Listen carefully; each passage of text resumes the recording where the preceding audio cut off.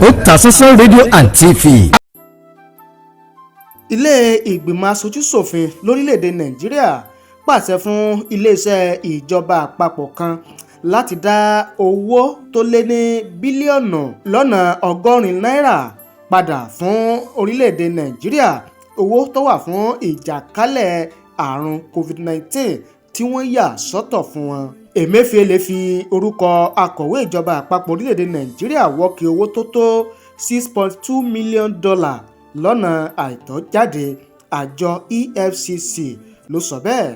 Ìjọba àpapọ̀ ń gbèrò láti ná owó tó tó tírílíọ̀nù 3 náírà lórí ìṣípòpadà ohun àmúṣagbára lórílẹ̀‐èdè Nàìjíríà. Àwọn ènìyàn tí wọ́n ti gbẹ́mìí mì nínú ìṣẹ̀lẹ̀ ìdúngbàmù tó wáyé nílùú Ìbàdàn lọ́jọ́ Ìṣẹ́gun Tuesday ti di ènìyàn 5.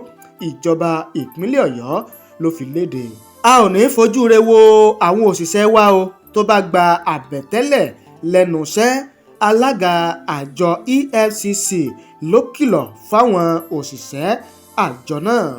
Èmi ò gba owó kankan lọ́wọ́ àwọn alága ìjọba àbílẹ̀ o. Gómìnà ìpínlẹ̀ Ekiti ló pariwo síta, ó ní kẹ́nikẹ́ni kàn má ba òun lórúkọ jẹ́. Iléeṣẹ́ ọlọ́pàá ìpínlẹ̀ Ọ̀yọ́ ti kéde àwọn olùgbé àti àwọn tó ní létí ìdúngbàmù tó wáyé nílùú Ìbàdàn. Wọ́n ti kéde wọn o gẹ́gẹ́ bí ẹni tí wọ́n wá. Ẹ̀kúnrẹ́rẹ́ àwọn ìròyìn náà ń bọ̀ níkànnì wa Otasansan rédíò TV láìpẹ́.